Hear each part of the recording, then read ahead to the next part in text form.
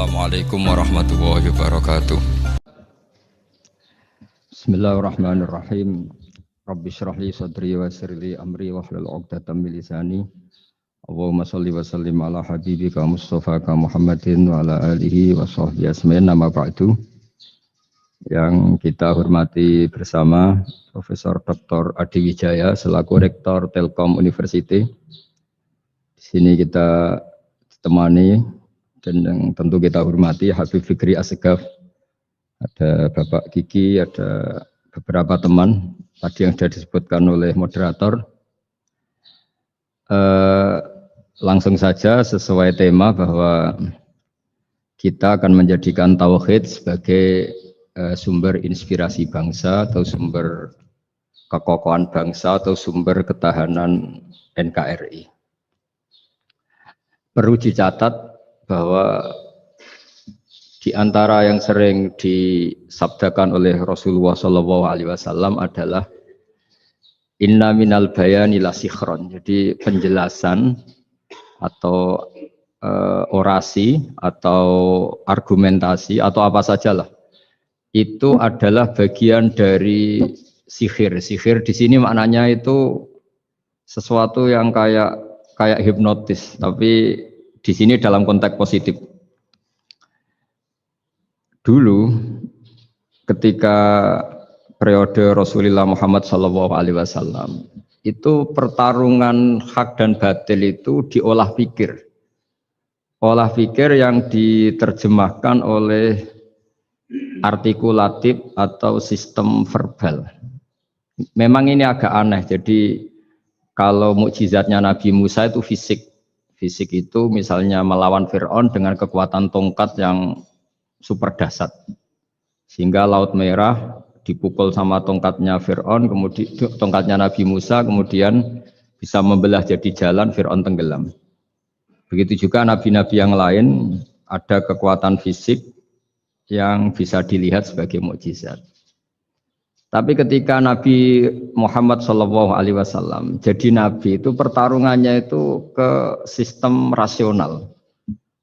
Dan yang enggak rasional itu dijelaskan dengan satu penjelasan yang seakan-akan rasional. Ini yang agak jelimet. Sehingga ada wala talbisul haqqo bil batil. Jangan menyampur adukkan hak dengan batil. Saya beri beberapa contoh kejadian. Suatu saat itu ada orang kafir datang ke Rasulullah SAW. Kemudian bertanya, ya Muhammad, jika kambing itu mati betul, yang tidak disembelih, bangkel, itu yang mematikan siapa?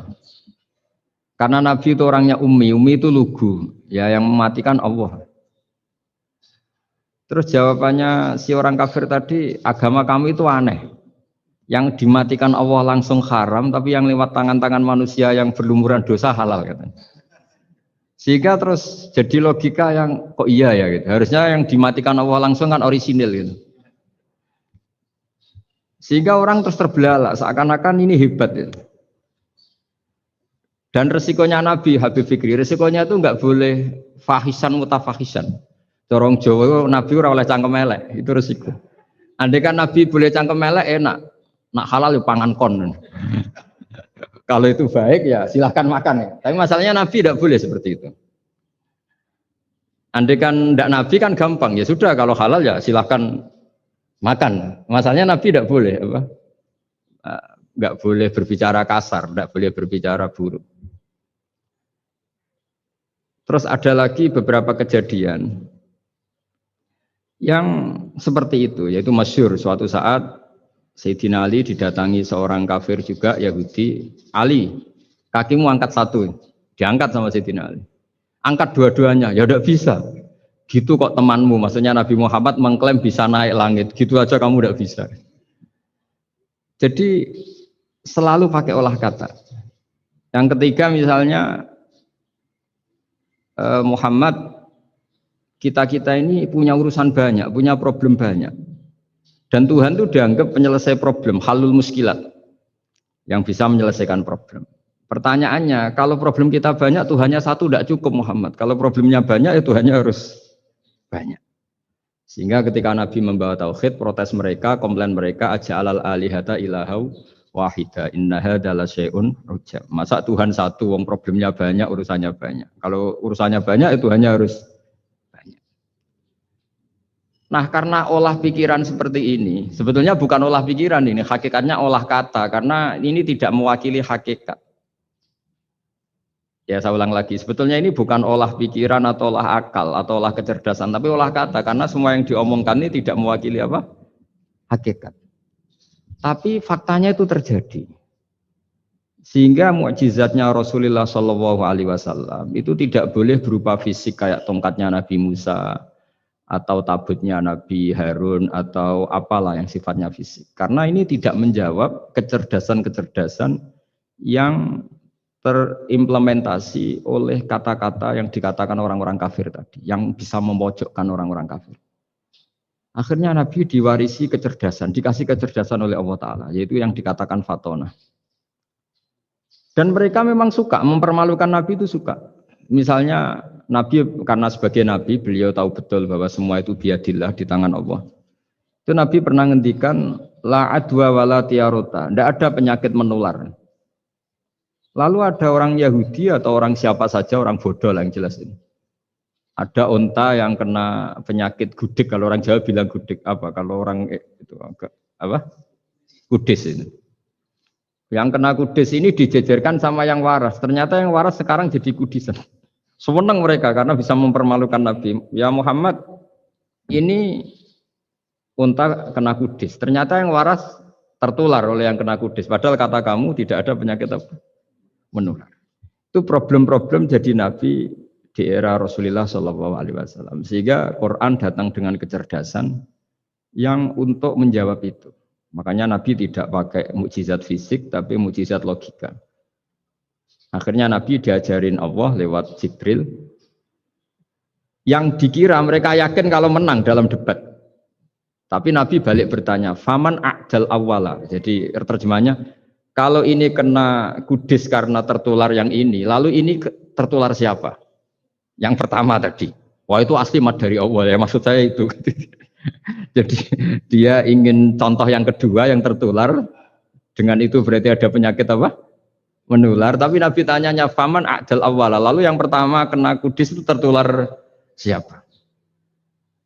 Makanya kalau sekarang misalnya corona menular itu yang pertamanya dari siapa itu? Tidak tahu itu. Ya tidak perlu tahu, tidak bidang kamu. Jadi ini saya mau cerita. Jadi logika-logika yang dibangun orang kafir itu sebenarnya bukan logika, tapi olah kata. Dan orang kafir itu paling pintar. Karena mereka itu penyair. Penyair itu kalau sekarang modern mungkin mirip-mirip jurnalis atau mirip apalah. Bisa mengubah apa saja. Apa yang sebetulnya baik dikesankan buruk atau sebaliknya. Sehingga ini menyusahkan karena Nabi harus ngendikan hakikat, harus mengatakan sesuatu yang nyata dengan bahasa yang benar. Sementara mereka mengatakan kebatilan dengan penjelasan yang baik. Ini ribet kan? Sehingga dalam banyak percekcokan ya. Itu susah dicari jalan tengah karena sama-sama mirip, kebenaran ini sama-sama mirip. Jadi misalnya yang masyhur dalam satu peristiwa besar, konflik antara Sayyidina Ali dan Sayyidina Muawiyah. Itu konflik yang nggak bisa diedarkan, gara-gara kalimat, gara-gara kata-kata. Makanya sekeras-kerasnya pedang atau senjata itu masih keras apa? Kata-kata atau polemik lah atau apalah. Karena sekarang itu agak susah membahasakan. Ketika konflik Ali dan Muawiyah, itu ada orang bilang, ya sudah, nahkum bi kitabillah. Sudah sekarang kita kembali ke kitabillah. Itu mereka megang mushaf. Mushaf ini yang saya pegang namanya mushaf. Seakan-akan itu benar karena orang Islam harus kembali kepada kitabullah. Pertanyaannya lalu Ali kata Ali, fadharabal mushafa biyadihi. Sayyidina Ali nepuk mushaf ini keras sekali. Sal hadal mushaf kata Sayyidina Ali. Kalau kita harus kembali ke Quran, coba tanya ini. Mushaf ini ya, mushaf seperti milik saya ini. Akhirnya orang-orang Khawarij bilang, innama huwa warakun wa madadun. Itu hanya kertas sama tulisan. Bagaimana mungkin kita bertanya? Pas itu adalah Orang Khawarij itu orang yang nggak mau ngakui Ali juga nggak mau ngakui Muawiyah. Dan Sayyidina Ali sama Sayyidina Muawiyah sudah sadar mau bikin mediator, mau bikin solusi jalan tengah. Jadi sebenarnya dua beliau itu orang baik. Gara-gara diprovokasi orang Khawarij terus jadi bentrok. Orang Khawarij bilang nggak ada Ali, nggak ada Muawiyah, yang ada adalah kitabullah, yaitu mushaf. Benar, secara zahir benar, memang orang Islam harus kembali ke mushaf. Tapi Sayyidina Ali pinter, sal hadal mushaf. Kalau gitu tanyakan mushaf itu. Ketika Sayyidina Ali dan Sayyidina Muawiyah sudah sepakat bikin perdamaian.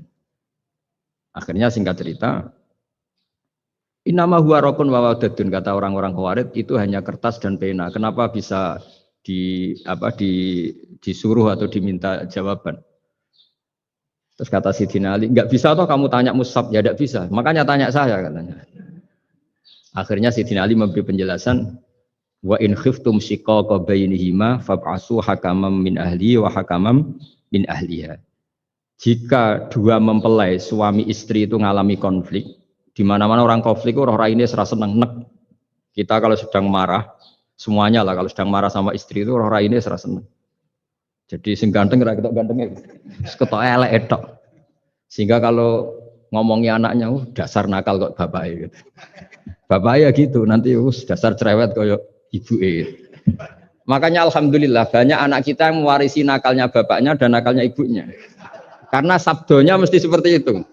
Jadi anak kita ini korban cara ngomong kita. Maka kita tidak wali itu harus syukur karena omongannya nggak mandi. Itu kalau kita wali, itu anak kita jadi orang buruk semua. Karena kita ngomong dasar goblok koyo ibu. Dari ibu dasar nakal koyo bapak. Berarti anak kita punya status goblok dan nakal. Tapi alhamdulillah yang ngomong itu tidak wali sehingga diabaikan saja sama Allah. Gak penting. Ngomongannya orang tidak wali itu tidak penting. Makanya tidak wali itu tetap punya sisi positif. Kalau ngomong tidak ngefek. Tapi kalau wali itu direspon sama Allah. Langsung ya. Tapi kalau wali ya tidak ngomong gitu. Tapi. Jadi kalau orang nggak suka itu nggak boleh ketemu. Karena tambah benci. Sehingga butuh mediator. Itu sudah, ini termasuk ilmu psikologi Quran. Kalau orang sedang tidak cocok itu nggak boleh ketemu. Pakai apa? Mediator.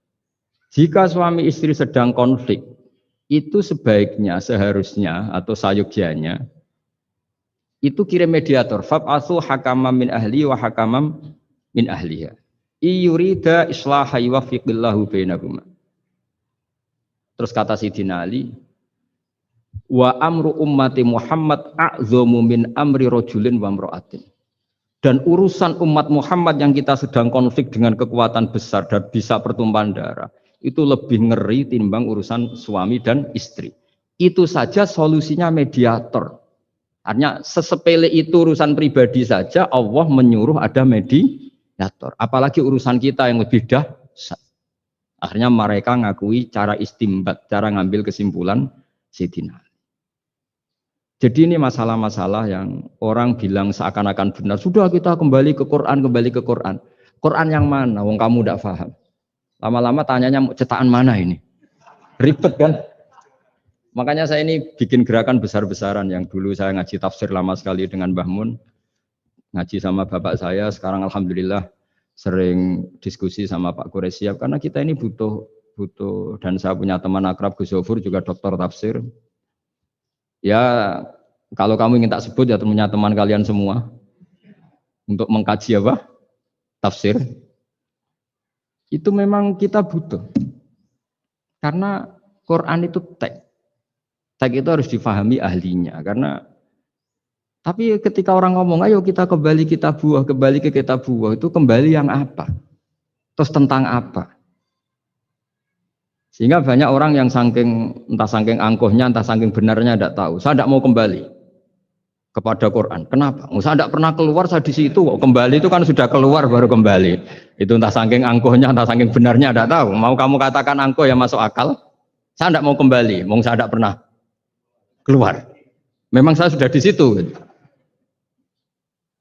Benar mana? Bisa jadi ya sudah ini itu wilayah yang nggak jelas itu.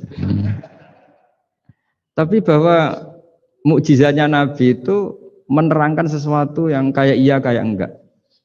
Karena orang kafir itu pintar mengemas kebatilan sebagai kebenaran. Jadi enak enak zaman Nabi Musa ngadepi Fir'aun yang karuan salah. Nabi Muhammad itu enggak. Ngadepi satu komunitas yang mereka punya jargon yang seakan-akan benar. Misalnya Ka'bah. Ka'bah itu sakral, Baitullah. Orang kafir itu percaya keramatnya Ka'bah, percaya. Sehingga mereka kalau bikin berhala itu harus dekat Ka'bah, bentuk barokah Ka'bah. Kayak kurang ajar gimana? Maka berhala-berhala itu paling banyak di dekat Ka'bah, karena supaya apa? Dapat barokahnya Ka'bah. Ribet kan? Kamu kafirkan tuh percaya barokah Ka'bah, tidak dikafirkan itu kurang ajar. Ka'bah kok di... Jadi ruwet. Ribet banyak ngadepi. Itu susah memang ngadepi logika ya. Makanya kan apa ya, kayak kita ngerawat anak itu. Mau dilonggar nanti manja terus goblok, mau dikerasin nanti minggat, ribet kan. Jadi ngelola kebenaran itu tidak gampang. Lalu Nabi datang bil haqqil bayyin, dengan kebenaran yang nyata. Dimulailah dari surat diantaranya lam yakunil ladzina kafaru min ahlil kitab wal musyrikin munfakina hatta ta'tiyahumul bayyinah. Bayyinah itu siapa? Rasulun minallah yatlu suhufam tahara. Orang-orang kafir baik berkategori ahli kitab yaitu Yahudi Nasrani maupun yang berkategori orang-orang musyrikin yaitu orang-orang yang menyekutukan Allah yang non samawi, yang tidak punya kitab samawi.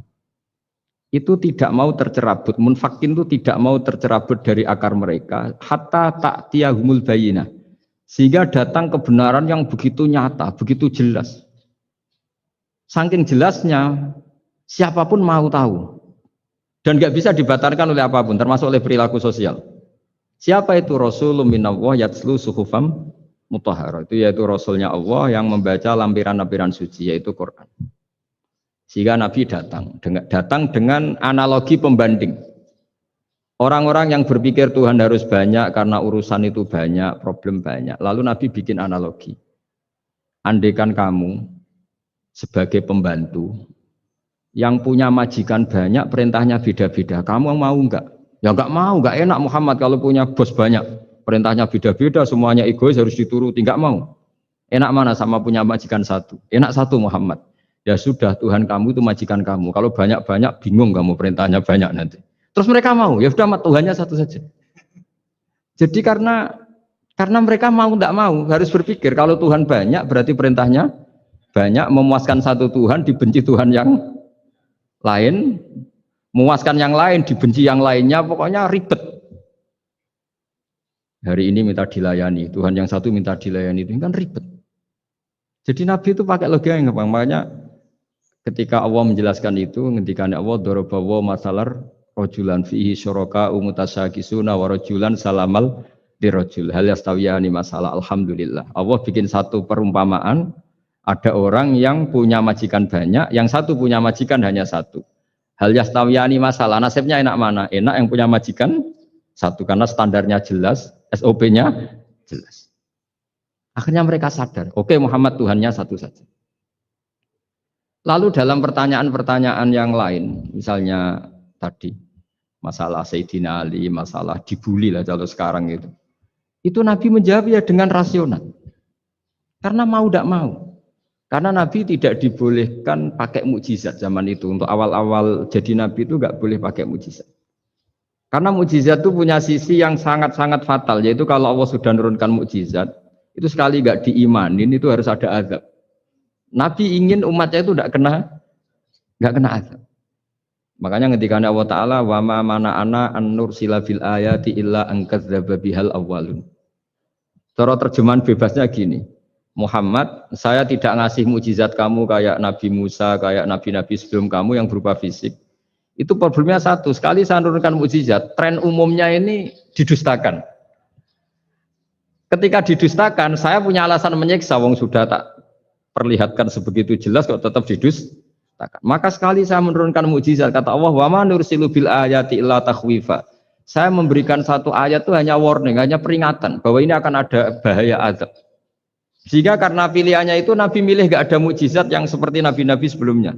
Milih mukjizat yang ilmiah, yaitu Al-Quran yang kita warisi sampai sekarang. Alhamdulillah. Karena kata ulama-ulama, nah ini pentingnya penjelasan. Andaikan mukjizat kita itu hanya tongkat, maka hanya ada di museum. Kita lihat tongkatnya Nabi Musa mungkin klaimnya ada di Turki. Mukjizat tabut kita lihat lagi di mana lah tempat di museum apa. Tapi kalau mukjizatnya Al-Quran, itu umatnya Nabi akan merasakan nikmatnya ila yaumil kiamat. Misalnya kita dalam bersuami istri atau dalam berkeluarga atau dalam bermasyarakat. Itu Quran kalau nasihati kita gampang sekali. Misalnya wa ashiruhunna bil ma'ruf fa in karihtumuhunna fa asa an takrahu syai'a wa yaj'alallahu fi khairan katsira.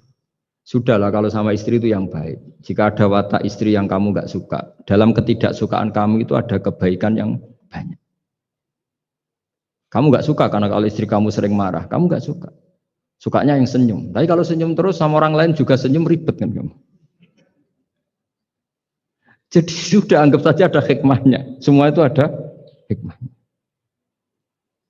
Kalau istri kamu marah tidak kelihatan marahnya, dipendam, itu enggak ekspresif. Cara akting sinetron enggak masuk itu.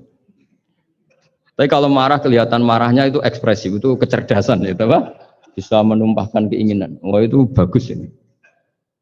Jadi disuruh lihat sisi apa? Positif. Imam Syafi'i itu pernah ketemu seseorang yang di depan beliau cium tangan hormat.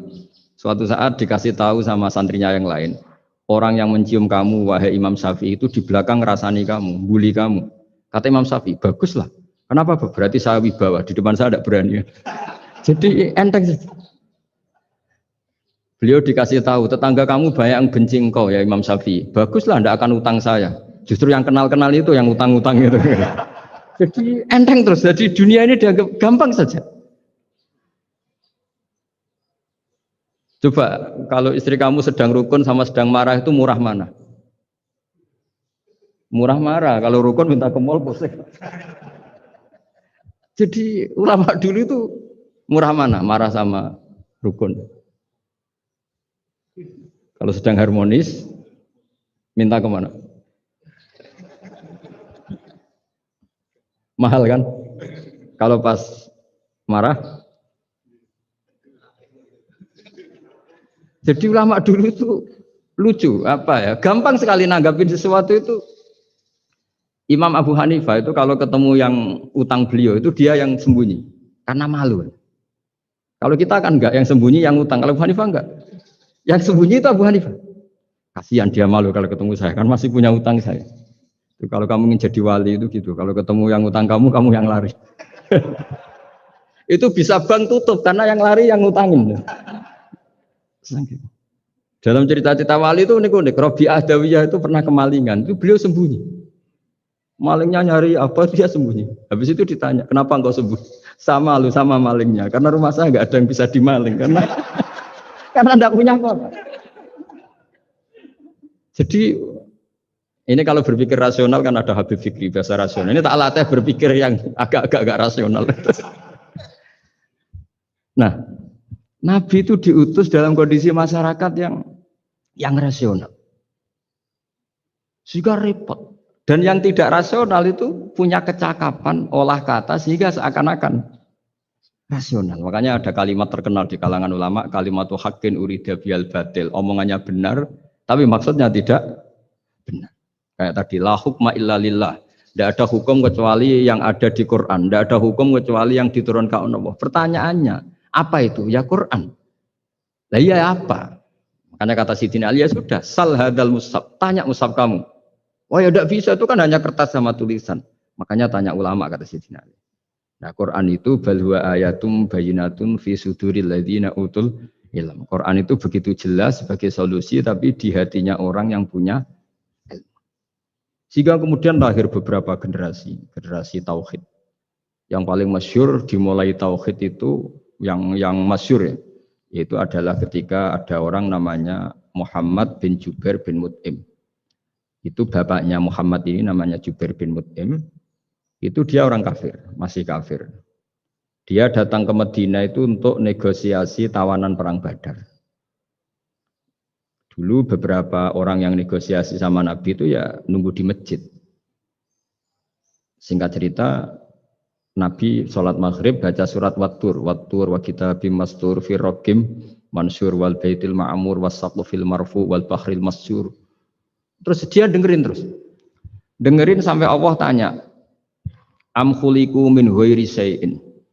Kalau kamu tidak ngakui saya sebagai Tuhan, kata Allah, silahkan Anda berpikir bahwa alam raya ini dimulai dari ketiadaan. Atau kamu sendiri merasa sebagai pencipta alam raya ini, pencipta langit dan bumi. Itu namanya am khalaqus samawati wal ard. Itu orang itu disebut dahiyatul Arab, orang paling cerdas di Arab. Itu dia bingung. Dia selamanya kafir. Cara berpikir menuhankan berhala, Lata, Uzza, pokoknya menuhankan makhluk lah. Terus dia mikir, Muhammad ini kacau ya. Akal saya dihabisin kata dia. Jadi cara berpikir dia pakai akal, dia tidak percaya mukjizatnya Quran, tapi dia bilang Muhammad ini kacau, akal saya dihabisin. Akhirnya Nabi setelah salam dia menyatakan Islam. Karena kata dia Muhammad, akal saya habis oleh apa yang kamu baca. Nah ini saya mau menerangkan tauhid sebagai inspirasi. Yaitu logikanya gini, langit bumi ini kan wujud itu punya eksistensi. Kalau langit bumi ini wujud, alam raya ini nyata, lalu kamu mengatakan sebelum alam raya ini ketiadaan, berarti ada satu kesimpulan ketiadaan menciptakan yang ada. Itu malah gendeng bareng. Logikanya kan nggak kena, al-adamu yakhluqu maujudan, sesuatu yang nggak ada menyebabkan atau menjadikan sesuatu yang ada. Akhirnya, padahal pertanyaannya tadi gitu, ya sudah kalau kamu nggak percaya saya sebagai Tuhan, sebagai pencipta awal, sudah ada usah Tuhan-Tuhanan. Tapi ya mari goblok bareng dengan mengatakan bahwa alam yang ada ini diciptakan oleh sesuatu yang tidak ada. Jadi Juber, saya tidak mau goblok Muhammad, sudah iman saja saya, karena saya tidak mau goblok. Jadi agama ini datang dengan keceriaan berpikir.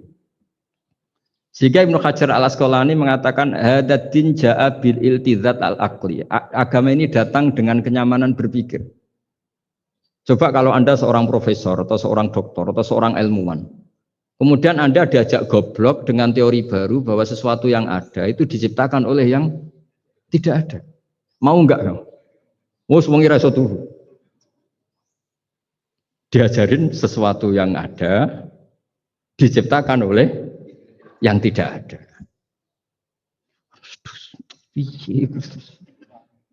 Gak keren lah. Gak boleh saya lurus. Jadi tauhid itu. Nah, kemudian lahir ulama-ulama baru yang cara ngarang sama. Ini kitab yang dulu saya ngaji sama Syekhina Kiai Maimun Zubair Mbah Mun. Itu kemudian ulama-ulama baru, kata Yai Mbah Mun itu juga bapak saya sering pesen, orang itu harus tahu zaman. Menerangkan tauhid itu kalau ulama dulu itu dimulai dari kalimat yang mungkin yang ngaji saja bingung. Al-alam mutaghayyir wa kullu mutaghayyir hadis la budda mim muhdits. Itu sampean dengar mesti anggap jimat itu apa itu? Itu doa apa gitu. Doa jalbur rizki apa gitu. Padahal itu logika. Tapi terus ulama-ulama modern itu ngarang seperti ini ada gambar. Ini kitab yang saya dulu ngaji sama Abang, itu digambar seperti ini. Maksudnya digambar seperti ini gini, penjelasannya gampang. Sampean kalau gambar seruat apapun, misalnya gambar gedung tingkat 5 atau gambar gunung atau gambar apa saja. Mbok seruat apapun gambar itu dimulai dari satu titik. Tadi hadhil awalim kulluha, bahwa alam semua ini dimulai dari nuqtatil wujud, ada titik wujud. Dan karena ini wujud penyebab harus bersifat awal. Makanya Allah itu selain wujud harus bersifat al-awwal. Kalau bahasa pondok al-qadim. Karena tidak mungkin yang menciptakan kemudian kalah dulu dengan yang diciptakan. Begitu juga Imam Al-Amudi. Imam Al-Amudi itu jadi wali itu karena dia ahli matematika. Sampai muridnya itu eskal. Ini guru saya masuk surga enggak. Kalau ngajar itu senangnya ngajar matematika. Beliau ahli usul fikih, ahli fikih, tapi senangnya ngajar matematika. Sampai muridnya sanksi, ini masuk surga enggak ya? Walhasil dalam cerita keramat beliau, sama ndak usah terus saya ndak percaya, kamu ndak wali, kok ndak percaya gimana? Ribet sekarang gitu, orang kalau nggak nekuni sesuatu terus nggak percaya, ribet kan? Itu beliau masuk surga itu dijamin dapat surga itu karena ngajar matematika. Tapi di hati beliau hanya satu, matematika adalah satu ilmu yang dimulai dari angka 1. 0, itu tetap dimulai dari 1, nggak bisa. Akhirnya beliau cerita, angka 2 atau 3, nisbatul wahid wal isnaini ila mi'ah wa ila ma la nihayatallah semuanya sama, nisbatul far'i ilal asli, kata beliau. Mbok angka 2, 3, 1000 sampai 1 miliar, itu perbandingannya dengan angka 1 apa hubungannya? Al far'i ma'al asli, yaitu angka 2, 3 adalah cabang dari angka 1. Jadi alam raya sebanyak apapun, ada galaksi, ada Mars, ada apa saja, tetap dimulai dari wujud yang satu, yaitu wujudnya Allah Subhanahu wa Ta'ala. Jadi beliau menjadikan matematika sebagai alat perangkat untuk tahu tauhid, bahwa alam raya ini dimulai dari al-wujudul wahid, wujud yang satu. Makanya kul huwallahu ahad, Allahus somad, lam yalid walam yulad, dan seterusnya. Nah, makanya ketika orang menyoal hukum adat yang menipu kita, adat itu sunnatullah yang kita lihat, itu Quran mesti mengembalikan wahwaladzi yabda'ul khalqa tsumma yu'idu wa huwa ahwanu alaih. Sebagian di surat Yasin diterangkan ansha'aha awwala marrah. Ketika kita lama sekali, namanya manusia itu lahir dari seorang bapak dan ibu, ini lama sekali. Yang namanya telur itu lama sekali lahir dari ayam, keluar dari ayam. Yang namanya pohon besar itu mesti dari biji yang kecil. Karena lama itu terjadi, seakan-akan kita ngomong, kita berkeyakinan, tahu-tahu ada pohon besar itu mukhal. Tahu-tahu ada manusia ini mukhal. Makanya ketika ada figur yang bernama Isa bin Maryam, itu orang kafir Yahudi, itu menolak. Bagaimana mungkin ada manusia tanpa bapak? Oke, itu menyalahi prosedur lazim, protap lazim. Tapi kata Allah gimana? Inna masalah Isa indawahi kamasali Adam.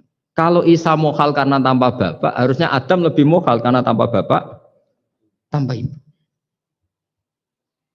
Jadi artinya apa? Allah tetap mengingatkan bahwa kudroh saya yang pertama itu menjadikan semuanya mungkin tanpa perangkat adat.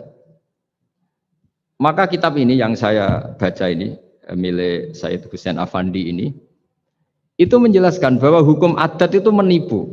Saya ulang lagi, hukum adat itu menipu.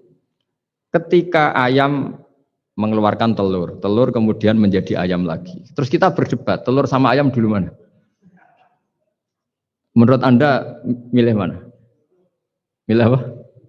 Telur. Kalau ini, yang kubu sebelah ini. Ayam apa telur? Telur. Ayam. Ayam lahir dari Nah, pertanyaannya begini kalau menurut tauhid. Ketika lazim kalau telur itu nanti suatu saat jadi ayam, terus ayam kemudian lazim mengeluarkan telur. Ketika Anda mengatakan mungkin kontribusi Anda terhadap kemungkinan itu apa? Kan sama, Anda tidak ikut menciptakan. Wong tidak ikut menciptakan kok menvonis mungkin dan tidak mungkin. Kamu itu hanya saksi. Makanya pertanyaannya Allah, loh ketika itu kamu anggap mungkin, kontribusi Anda itu apa? Kan hanya melihat. Kamu sendiri tetap tidak mampu bikin telur, Anda juga tidak mampu bikin ayam. Artinya meskipun telur jadi ayam, ayam jadi telur sampai kiamat, tetap ada kontribusi kudrohnya Allah Subhanahu wa Ta'ala. Bukan berarti berdiri sendiri. Wong kamu yang bilang mungkin ya nyatanya enggak berkontribusi. Sehingga kalau suatu saat Allah bikin telur dari batu, atau ayam keluar dari batu, bagi Allah itu enggak masalah. Tapi bagi kamu masalah. Bagaimana mungkin hewan keluar dari batu? Ini logikanya gimana? Loh memangnya ketika telur dari ayam itu logika kamu gimana coba? Kamu ikut bikin enggak? Nah ini di sini pentingnya mukjizat. Akhirnya Allah bikin mukjizat, ada satu onta besar keluar dari batu, yaitu mukjizat Nabi So. Kamu memasalahkan, ini gimana onta kok keluar dari batu? Lalu kalau Allah tanya kamu, gimana telur keluar dari ayam? Loh ini biasa Gusti mungkin, memangnya kamu bisa? Berarti bagi orang yang tauhid, yang wali, keluarnya ayam dari telur sama onta dari batu itu nisbatnya sama.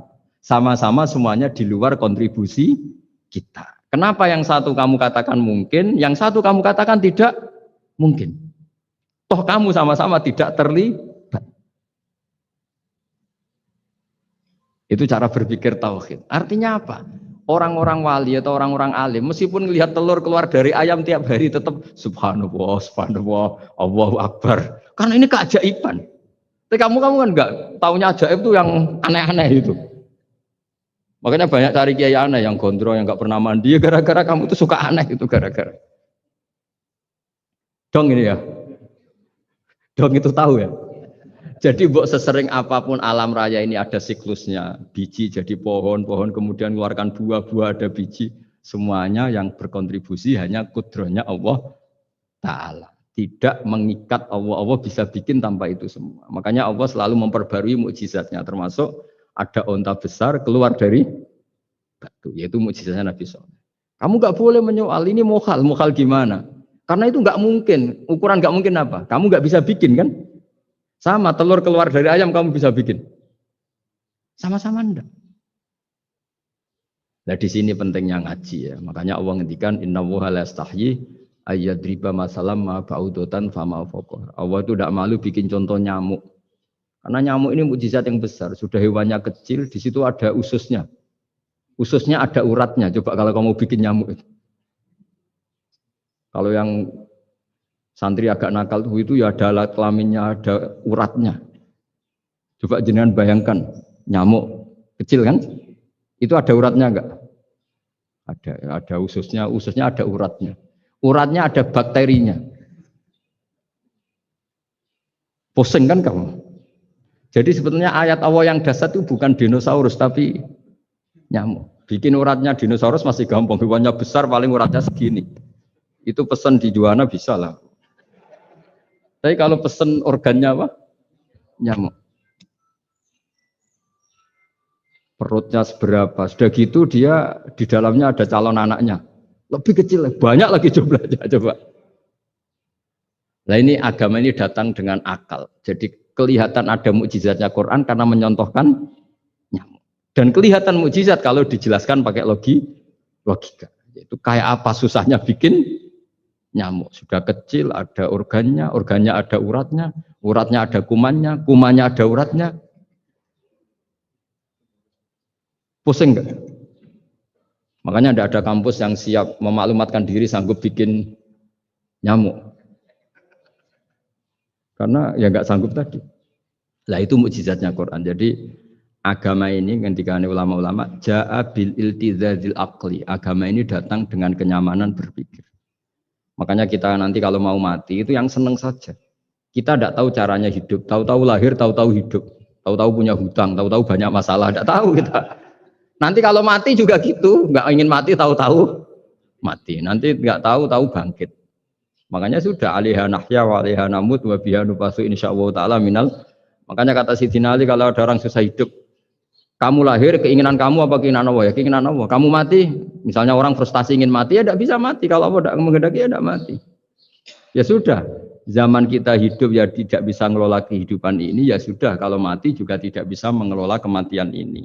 Makanya terus kita diajarkan inna sholati wa nusuki wa mahyaya wa mamati lillahi rabbil alamin. Berhubung kita tidak tahu ya sudah hidup kita, mati kita semua di tangan Allah. Sudah kita pasrah saja. Senais jamnya mati aja, serasa pamit, sudah mati aja, sudah gak ribet. Makanya wali-wali itu ya biasa ngelihat kematian itu, bukan karena yakin pasti masuk surga ya enggak. Kata wali-wali itu di dunia ya Tuhannya Allah yang ngurusi kita ya Allah, nanti di akhirat ya sama. Itu tauhid ya. Jadi saya ulang lagi ya, jangan terjebak hukum adat. Karena dalam hukum adat itu sebenarnya Anda tidak aktor tapi hanya saksi. Yang namanya telur keluar dari ayam mengeluarkan telur. Tapi sebetulnya ini tidak mengikat. Allah bisa saja bikin hewan dari yang lain. Kayak tadi mengeluarkan untanya Nabi Soleh dari batu yang apa? Besar. Ya wah itu mukhal, bagaimana mungkin? Nah memangnya ayam jadi telur jadi ayam, Anda ikut berkontribusi kan enggak? Andai kan Anda menyaksikan kudrohnya Allah Ta'ala di semua kejadian. Yaitu Allah bisa bikin nyamuk ada organnya ada uratnya. Dengan reputasi seperti ini maka kita akan mensifati Allah innahu ala kulli syai'in qadir, bahwa Allah bisa melakukan apa saja. Wa huwa ala kulli syai'in qadir, diulang-ulang. Sama Indonesia yang sekarang seperti ini, yang kata orang ada yang bilang terbelakang, ada yang bilang tertinggal dari Eropa. Mungkin dalam kudrat Allah untuk bikin Indonesia lebih makmur dari sekarang, bisa mengalahkan negara-negara yang lain. Jadi kalau kamu ingin, tapi Indonesia banyak masalah gini bagi Allah mudah saja menyelesaikan masalah. Tetap inadzalika ala wahi yasir. Kita harus optimis bahwa semuanya bagi Allah mudah. Tapi cara berpikir ya tadi dengan reputasi Allah bisa bikin nyamuk Nah nyamuk sulitnya di mana ya tadi sudah kecil, punya organ, organnya punya urat, uratnya punya bakteri, bakterinya punya organ, organnya bakteri, mungkin ada bakteri lagi, pusing kan? Ya jangan nggak usah dipikir kalau pusing. Ya jadi terus yang terakhir saya mohon kalau baca Quran sebisa kita ada yang diangen-angen. Jadi Allah kalau mendorong kita mengakui eksistensinya Allah, Allah sering ngendikan yang mudah-mudah, misalnya saya ini yang menciptakan kamu, saya yang menciptakan kamu. Falau la tusaddiqun, sudahlah, saya ini nahnu khalaqnakum. Saya ini pencipta kalian, Bu yao. Hubungan kamu itu dengan saya. Urusan kamu terdekat itu dengan saya, kata Allah, bukan dengan yang lain. Karena saya yang menciptakan kamu, kata Allah. Tapi kita ini aneh, jadi manusia itu aneh. Dengan zat yang menciptakan kita tidak punya urusan, dengan yang tidak terkait dengan kita punya urusan. Itu kan aneh. Dan Allah kalau menerangkan itu gampang. Terus bagi manusia yang kumo luhur, yang angkuh, seakan-akan bisa menentukan segalanya. Falaula in kuntum ghairu madinin tarji'unaha in kuntum shadiqin. Kalau kamu orang hebat, Bu ya, ketika nyawa kamu mau keluar tuh kamu tahan supaya kamu nggak jadi mati. Nggak keren kan orang hebat kok mati katanya. Kamu sombongnya kayak gitu, seakan-akan bisa ngatur dunia, menaklukkan dunia. Ternyata kamu mati. Harusnya nggak usah mati dong. Kata Allah, falola in kuntum ghairu madinin tarji'unaha in kuntum shadiqin. Makanya falola idza balaghatil khulqum wa antum khina idzin tangdur. Mbok ya orang-orang yang keren, yang merasa hebat, yang biasa ngatur dunia, mbok ya ketika mati itu jangan mau. Ya, ini sensitif ya. Ya saya kira demikian ya, semoga lewat ngaji ini kita kembali ke tauhid yang benar lewat penjelasan-penjelasan yang akli, yang rasional. Saya pastikan agama ini datang dengan al-iltizatul akli, kenyamanan berpikir. Kayak apa susahnya kita dengan jadi ateis? Karena harus punya rumus bahwa yang ada diciptakan oleh yang tidak ada. Itu kan jadi aneh. Makanya ukuran iman, salasun man kunna fihi wajada halawatal iman. Ciri utama iman itu nyaman, halawah itu manis. Karena ya itu tadi apa yang dibawa oleh Quran dan hadis sesuai akal kita. Maka masyhur di kalangan para ulama ada pepatah, laulam yakun maja'a bihi Muhammadun dinan lakana fi aqlin nasi hasanan. Kalau saja Muhammad tidak maklumatkan kalau ini agama, akal pun akan setuju bahwa yang dibawa itu hal yang luar biasa.